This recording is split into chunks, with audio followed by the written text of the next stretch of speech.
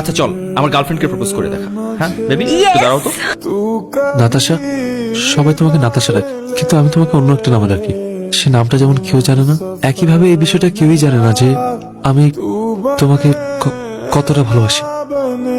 আমি তোমাকে নাটস বলে ডাকি। কেন নাটস বলে জানো? নাটসের বাহিরটা যেমন শক্ত, ভিতরটা ঠিক ততটাই নরম। কিন্তু এই কোমলতার ভিতরেও তোমার মনে সত্য একটা ভালোবাসা আছে নাতাশা, যে ভালোবাসাটা অনেকদিন ধরে অপেক্ষা করছে আমার ডাকে সাড়া দেবার জন্য। তুমি কি আমার ডাকে সাড়া দেবে nuts? I love you nuts. Do you love me? Yes, I do. Love you.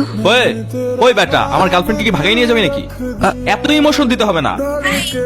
কি ভাবছো তো? আমি তো লাইব্রেরিতে। Okay okay, see you tonight, bye. Okay bye. Happy Valentine's day Nitu.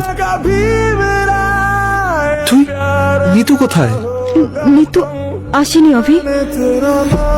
আমি নিতুকে শাড়িটা দিতে পারিনি। যেদিন থেকে তুই আমাকে প্রপোজ করেছিস তারপর থেকে তোকে ছাড়া মাথায় কিছু আসছে না। সারাক্ষণ শুধু তোকে নিয়ে চিন্তা করি আমি। অভি, এই যে আমি তোর নার্স, আমার ভিতর সমস্ত কোমলতার ভিতরে যে সুপ্ত ভালোবাসা আছে, সেই ভালোবাসা অপেক্ষা করে আছে তোর জন্য। আর একটা বার ডাকবি আমাকে, বলবি আই লাভ ইউ।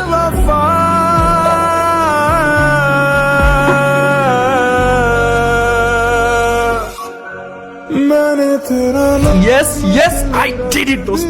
তোদের দুইটাকে এক করতে আমার জান বের হয়ে যাচ্ছিল। Be happy.